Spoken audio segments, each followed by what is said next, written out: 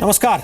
काले धन, आतंकवाद और नकली नोट से निपटने के लिए मोदी सरकार ने एक दिन में ही 500 और 1000 रुपए के नोटों पर पूरे देश में बैन लगा दिया। देश के आम लोगों में इस बैन को लेकर सरकार ने हर आशंका मिटाने की कोशिश की है। फिर भी इस कदम को लेकर लोगों के मन में कई सारे सवाल हैं। क्या सरकार ने 500 और 1000 रुपए के नोट बैन करने का फैसला बिना तैयारी के कर लिया? अगर सरकार का यह फैसला देशहित में है तो देश में इतना कंफ्यूजन क्यों है? जिन लोगों ने हाल ही में बड़ी रकम निकाली वो अपने काम कैसे निपटाएंगे? जिनके पास बैंक अकाउंट नहीं है वो अपने नोट कहां बदलवाएंगे? और नए नोट से काला धन इकट्ठा नहीं होगा, इसकी क्या गारंटी है? और सरकार के इस कदम से देसी काला धन तो पकड़ा जाएगा, पर विदेशी काले धन का क्या होगा? ऐसे सारे सवालों का जवाब देने के लिए हमारे साथ हैं योग गुरु बाबा रामदेव।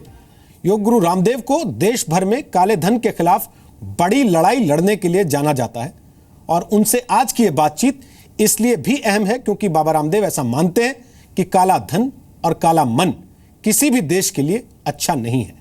यहां आपको यह याद दिला देना भी जरूरी है कि वो आंदोलन भ्रष्टाचार और काले धन के खिलाफ ही था, जिसकी वजह से बाबा रामदेव और उनके सहयोगियों पर आधी रात में सरकार ने लाठियां चलवा दी थी।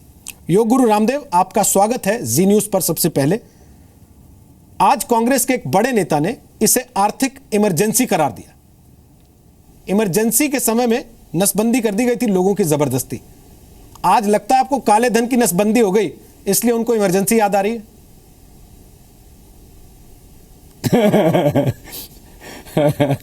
पहले बात तो रोहित भाई, मैं जो ताल ठोक करके आप एकदम सीधी सपाट बात करते हो और जिस मर्दानगी के साथ, जिस शौर्य पराक्रम बहादुरी के साथ डटे रहते हो, तो मैं आपका पहले तो आपको एक छोटे भाई की तरह प्रेम ही करता था, अब आपका बहुत बड़ा प्रशंसक भी हो चुका हूं। तो आपको पहले तो मेरी बहुत बहुत बधाई सच कहने के लिए और उसके लिए कोई भी कीमत चुकाने के लिए आप जो तैयार रहते हो, और आपका जी न्यूज चैनल उसके लिए जो तैयार रहता है। अगली बात मैं करता हूं, जो बेईमान लोग हैं उनको तो परेशान होना ही चाहिए। उनका ब्लड प्रेशर बढ़े, उनको यदि हार्ट अटैक भी हो जाए तो कोई बात नहीं, उनका मोक्ष भी हो जाए तो कोई समस्या नहीं है। ईमानदार लोग आज बहुत शकुन महसूस कर रहे हैं। मैंने मोदी जी को फोन करके ये कहा कि आज आपने ये काम करके करोड़ों देशभक्त ईमानदार भारतीयों के दिल जीत लिए। और मैं आपको एक बात कहना चाहता हूं, ये जो पॉलिटिकल माफिया है, जो ड्रग माफिया है, जो लैंड माफिया है, जो हेल्थ एजुकेशन के फील्ड में माफिया काम कर रहे हैं, जो काला धन जमा किए हुए काले धंधे कर रहे हैं, जो भ्रष्टाचार के पोषक हैं, जो आतंकवाद और नक्सलवाद की हिमायत कर रहे हैं, उन लोगों को कष्ट हो रहा है। अरे नकली करेंसी इस देश के अंदर इतनी बड़ी मात्रा में आ गई थी, 10 से 20% अलग अलग समय जब सर्वे किए गए तो पता लगा कितना बड़ा खतरा था ये देश के लिए। आज मोदी जी पूरी दुनिया में घूमे, कितनी एफडीआई आई। अरे ये काम करने से 10 लाख करोड़ रुपए से ज्यादा इस देश की सरकार को मिलने की संभावना होगी। जो काले धन की तिजोरियां जिनकी भरी हुई थी वो खाली होंगी। गांव गरीब मजदूर किसान के जो है उनको पैसा भी मिलेगा। मैं आपको रोहित भाई, एक मजाकिया बात है कि अब ये तो पैसा है ना, जो लोगों के पास, किसी के पास 1 करोड़, किसी के पास 2, 4, 5, 10 करोड़, वो डिक्लेयर तो ठीक से ऑफिशियली कर नहीं पाएंगे। तो सोचेंगे 25-50 सालों से हमारे घर में सेवा कर रहे हैं, तो जो मजदूर हैं, गरीब हैं, उनके साथ जुड़े हुए जो किसान हैं, साधारण लोग, उनको भी वो कुछ पैसा दे देंगे। बोले कल को तो हमारे अभी 1.5 महीने के बाद तो हमारे पैसे कागज के हो जाएंगे, चलो इन्हीं को 5-10 लाख बांट दो तो कुछ पुण्य मिलेगा, कुछ गौशालाओं को, कुछ धर्मशालाओं को, कुछ ट्रस्टों को जो अच्छे काम कर रहे हैं हेल्थ एजुकेशन के फील्ड में, उनको भी जो है इससे मदद मिलेगी। तो मैंने एक काम करके मोदी जी ने अच्छे लोगों का दिल जीता है और बुरे लोगों का दिल तोड़ा है। एक न्यायकारी शासक को, एक साहसी शासक को जो करना चाहिए मोदी जी ने किया। आजादी के 70 साल बाद जो कोई न कर सका वो काम मोदी जी ने किया। इसकी जितनी प्रशंसा की जाए उतनी कम है। 90% तो कम से कम काले धन पर अंकुश से लग जाएगा, बाकी रहा 10% तो वो भी आ ही जाएगा। प्रधानमंत्री जी की नीयत अच्छी है। लेकिन आपको लगता है कि सरकार ने नोट बैन करने का यह फैसला पूरी तैयारी के पहले ही कर लिया? तैयारी बाद में करनी शुरू की और फैसला पहले ऐलान कर दिया? तैयारी जो होनी चाहिए थी वो हो चुकी है। पहले से घोषणा करके यदि इस काम को करते, जैसा कि हमारे कुछ राजनीतिक दलों के मित्र कह रहे हैं कि इसमें कुछ समय देना चाहिए था, उनको समय मिलता तो कोई लैंड में, कोई गोल्ड में, कोई उससे फिर डॉलर, कोई पाउंड, कोई पता नहीं क्या क्या खरीद लेता। ये अचानक उनका बंद करना ही इस मुद्दे की सबसे बड़ी कामयाबी का कारण है। और सरकार ने पीछे से जो नई करेंसी छपवानी चाहिए, 100 के नोट, 500 के नोट या थोड़ी मात्रा में 2000 के, ज्यादा 500 और 2000 के नोट आए, मैं इसके पक्ष में नहीं हूं और सरकार भी इसके पक्ष में नहीं है। तो सरकार ने पूरी तैयारी कर रखी है। अब यदि इसमें सर्वदलीय बैठक बुलवाते या पहले से इसकी सिक्रेसी लीक कर देते तो फिर तो सारा खेल ही बिगड़ जाता। तो इसमें जो है विरोधी दलों को अनावश्यक विरोध नहीं करना चाहिए, अच्छे काम का सबको समर्थन करना चाहिए। अरे भाई, जो है देश का हित कौन नहीं चाहता? मोदी जी ने जो काम किया है, ये वोट बैंक बनाने वाला नहीं, ये देश बनाने वाला काम किया है। और देखो, आज कुछ लोग जो है राजनीतिक वजह से चाहे विरोध कर रहे हो, देश के 125 करोड़ लोग मोदी जी के साथ में हैं। मैं राजनीतिक तौर पर बस इतनी सी बात कहना चाहता हूं, राजनीतिक विरोधी अपनी बात करते हैं, लेकिन देश के ईमानदार आदमी जो करीब 99% लोग हैं वो मोदी जी के साथ हैं। अब 125 करोड़ का हिंदुस्तान में, इसमें 1.25 करोड़ लोग यदि विरोध भी करते हैं तो कोई बात नहीं। सब लोगों ने तो राम को भी नहीं चाहा, राम की भी लोगों ने आलोचना की, भगवान कृष्ण की भी आलोचना की, आलोचना स्वामी विवेकानंद, महर्षि दयानंद, महात्मा गांधी तक की। तो कुछ लोग यदि आलोचना करते हैं, कोई प्रश्न नहीं है। काम ऐतिहासिक, साहसपूर्ण और इतिहास में अमर होने वाला मोदी जी ने कर दिया है। लेकिन अगर फैसला देश हित में है इतना, तो फिर इतना कंफ्यूजन क्यों है देश में? आप देखिए, जगह जगह लोग लाइनें लगा के खड़े हैं। कल रात से एटीएम के बाहर लाइन लग गई, पेट्रोल पंप वाले ने पेट्रोल पंप पर पेट्रोल देने से मना कर दिया, ये कहते हुए भी जबकि सरकार का आदेश था कि पेट्रोल मिलता रहेगा आपको। अस्पताल में काउंटर पे पैसा लेना मना कर दिया उन लोगों ने। इतना कंफ्यूजन क्यों है जब फैसला देश के फायदे का है? तो ऐसा देखो, यदि 2-4-5 दिन कंफ्यूजन भी हो जाए तो कोई बात नहीं, 2-4 दिन लोगों को परेशानी भी हो जाए तो कोई बात नहीं। हमारे सैनिक देश के लिए भूखे रह करके भी 7-7 दिन लड़ते हैं, तो 5-7 दिन की कठिनाई से देश एक बहुत बड़ी चुनौती से बाहर निकल करके आता है। अरे काला धन, काले धंधे, भ्रष्टाचार, नकली करेंसी, आतंकवाद, नक्सलवाद, राजनीतिक अपराधीकरण, आर्थिक अपराधीकरण, बड़े बड़े land mafia, mining mafia, political mafia, education mafia खड़े हुए थे, उनके ऊपर एक साथ वार और प्रहार किया है। 5-7 दिन कठिनाई भी आएगी तो झेल लेंगे, कोई बात नहीं। और मैं कहता हूं, कुछ लोग कहते हैं इससे व्यापारियों को नुकसान होगा। अरे पतंजलि के तो 5000 तो अपने काउंटर्स हैं, 10 लाख काउंटर से ज्यादा पर पतंजलि के औषधीय व्यक्ति हैं। अरे नुकसान होगा तो हमको होगा ना, जब हम झेलने के लिए तैयार हैं। तो इन राजनीतिक लोगों की तो कोई दुकानें भी नहीं है, फैक्ट्रियां भी नहीं है, इनके तो खेती भी नहीं है, इनको क्यों परेशानी हो रही है? ईमानदार आदमी को परेशान तो होगी ही नहीं भाई, वो अपने बैंक में ले जाए। पुराने नोटों में तो किसी में टीबी के परमाणु घुस गए थे, किसी में जो है और किसी अलग अलग जो है हेपेटाइटिस के वायरस घुस गए होंगे। अरे नए फ्रेश नोट मिलेंगे, बैंकिंग से अपना ट्रांजैक्शन करो, ना चोरी होने का डर, ना जो है कोई नोट फटने का डर। अरे बढ़िया काम कर दिया, परेशानी की क्या बात है? और 5-7 दिन परेशानी भी है तो झेल लो। कंफ्यूजन लोगों को नहीं हुआ, कंफ्यूजन पैदा किया जा रहा है, पर इस कंफ्यूजन को दूर करना। मोदी जी से जब मैंने बात की तो उन्होंने यही कहा, बाबा जी अभी से देश में एक वातावरण बने कि कंफ्यूजन दूर होना चाहिए, भय का वातावरण ना बने, एक पैनिक वातावरण ना बने, तो वही दूर कर रहे हैं। मुझे लगता है कि उन्होंने आपके शिकवे शिकायत सारे दूर कर दिए, कम से कम जो पिछले कुछ समय से ऐसा लग रहा था कि हो गए आपके बीच में काले धन की लड़ाई को लेके।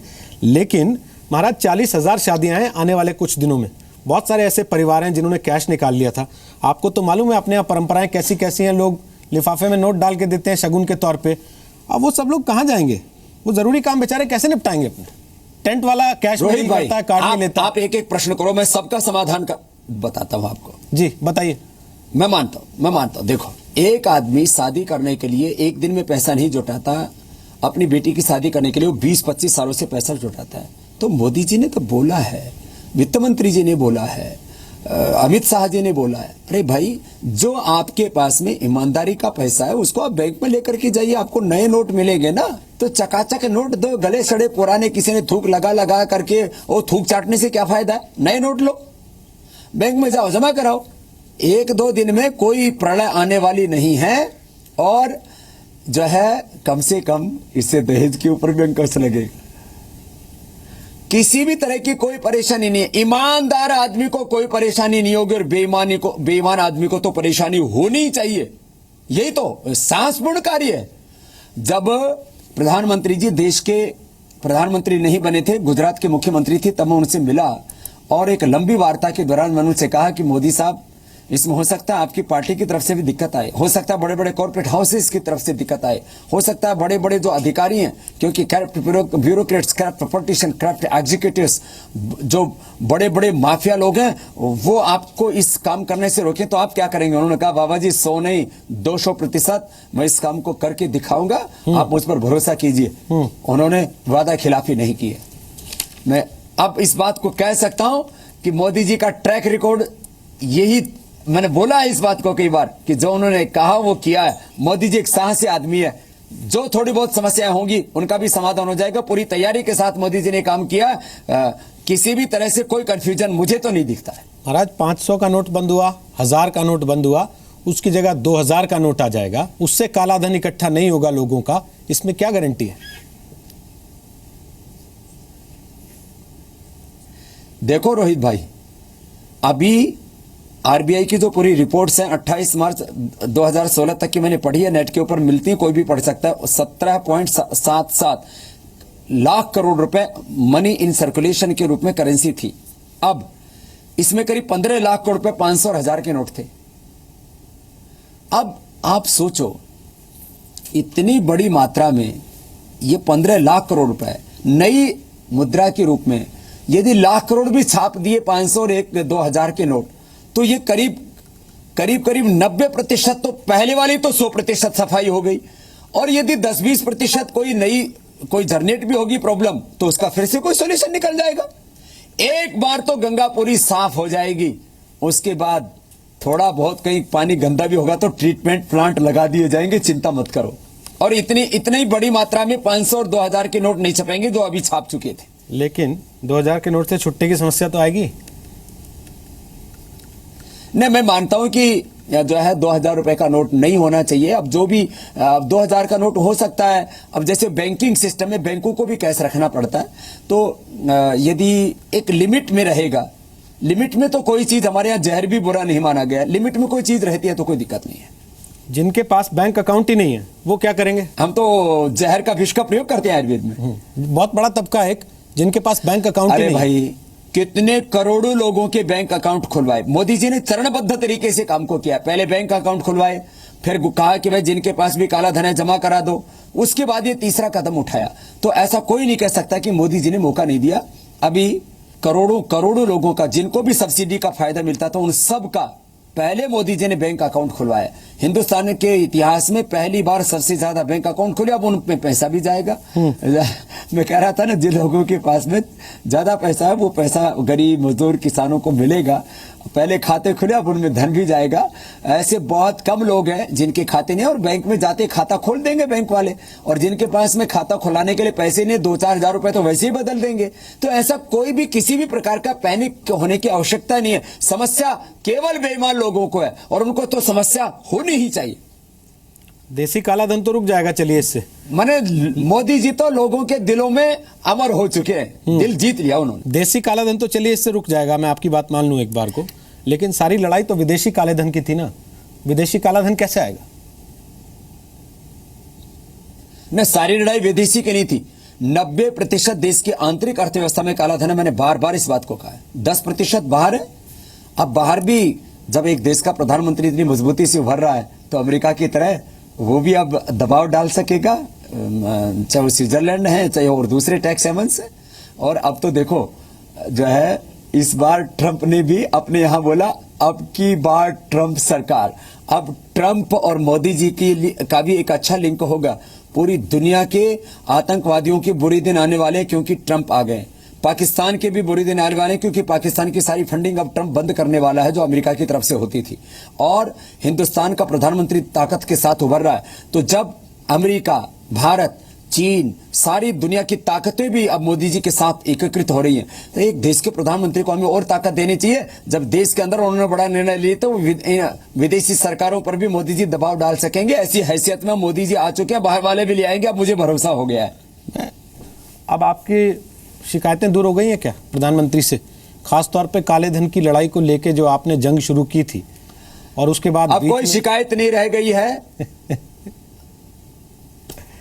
नहीं, आप बोलें, विस्तार से बोल लें आप। अभी करीब 90% शिकायत दूर हो गई है। 90% शिकायत दूर हो गई है। 10% में क्या रह गया वो भी बता दीजिए, ताकि उन्हें पता तो रहे कि क्या क्या और करना है।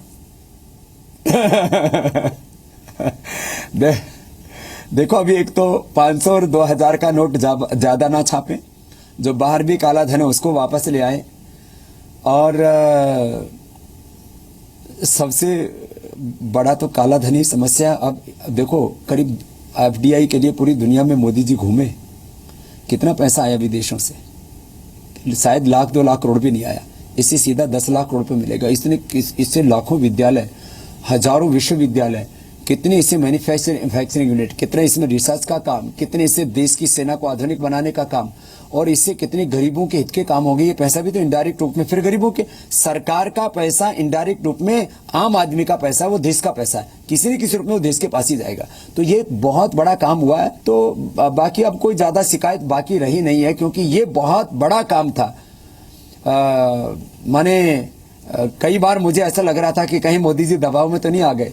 अब सारी आशंकाएं खत्म हो गई, लेकिन अब मुझे ऐसा लगता है मोदी जी इस धरती पर भगवान के वरदान बन करके आए हैं, और उनके हाथों इस देश में कुछ बड़े काम अब जरूर हो और हो। मेरे आखिरी पहले लोग कहते थे मोदी जी जो काम कर रहे हैं, तमाम तरह की जो स्किल इंडिया, स्टार्टअप इंडिया, ये तमाम तरह के काम जब कर रहे थे ना, तो बोले मोदी जी जो काम कर रहे हैं उनका परिणाम तो 5-10 साल के बाद मिलेगा। अब तुरंत परिणाम बड़ा काम कर दिया, तो बोले मोदी जी ने एकदम से क्यों रात के 12 बजे जो है वो हमारे नोट बेकार कर दिए। तो एकदम काम करें तो भी परेशानी, और देश बनाने वाले जो दीर्घकालिक काम करें तो भी परेशानी। तो भैया जो है, इन जो कुछ लोगों को तो परेशानी होने वाली है, लेकिन वास्तव में मोदी जी एक सच्चा वजीर भी है और एक सच्चा फकीर भी है। भाई करके दिखा दिया। मेरे 2 आखिरी सवाल हैं। एक, ये कैसा प्रधानमंत्री है जो अपने ही वोट बैंक को बार बार चोट कर देता है? गौरक्षक नाराज हो जाते हैं, वो कहते हैं भाई हमको गुंडे कह दिया। व्यापारी वर्ग को उनका सबसे बड़ा वोट बैंक माना जाता है। व्यापारी वर्ग पे पहले भी नकेल कसी, जब कहा कि इलेक्ट्रॉनिक ट्रांजैक्शन करो और सारे रिकॉर्ड्स रखो, वो धरने पे बैठे रहे कितने समय, सरकार ने नहीं सुनी, और अब अचानक एक रात को ऐलान कर दिया कि 4 घंटे के बाद से 500 और 1000 के नोट बंद हो जाएंगे।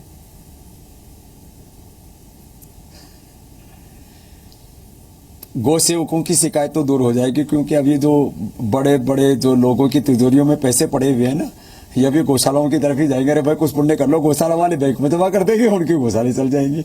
तो सारे गौशाला वाले आज बहुत खुश हैं। आज ही मैं करीब 5000 गायों की गौशाला है, मैं भरतपुर में होकर के आया हूँ। पूज्य राजेंद्र दास जी महाराज जी बहुत बड़े गौसेवक हैं। मैंने कहा महाराज, अब आपकी गौशालाओं में पैसा आ जाएगा, गौसेवकों की सारी शिकायत दूर हो गई, ये पैसा आएगा। दूसरी बात देखो, बेईमान चाहे किसी भी राजनीतिक पार्टी से जुड़ा हुआ हो, वो देश के लिए हित में नहीं हो सकता। और थोड़े बहुत लोग कुछ टैक्स चोरी आदि किया होगा, किसी ने कोई घोटाला तो नहीं कर रखा। वैसे थोड़ा बहुत किसी ने टैक्स चोरी किया तो उसका भी कोई ना कोई समाधान निकल आएगा, उसको भी आप जमा कर दीजिए। बाकी बीजेपी के सारे वोटर जो है वो चोर हैं, ऐसा ये बात गलत है। तो मोदी जी के इस निर्णय से हो सकता है कुछ व्यापारी जरूर नाराज होंगे। मैंने कहा 99% लोग खुश हैं, तो कोई चिंता की बात नहीं। मोदी जी ने वो काम कर दिया है, अब इनको जो है ना, अब नोट की तो कोई परवाह है ही नहीं, वोट की भी कोई परवाह नहीं है। अब मोदी जी जो करना चाहते हैं हिंदुस्तान के लिए वो कर पाएंगे ना। तो व्यापारी, अच्छे व्यापारी भी नाराज नहीं होंगे, और हिंदुस्तान तो बाग है ही पूरा खुश। योग गुरु रामदेव तो बड़े खुश हैं, हमने देख लिया है पिछले 20 मिनट की बातचीत में। बिजनेसमैन रामदेव को यह फैसला कैसा लगा?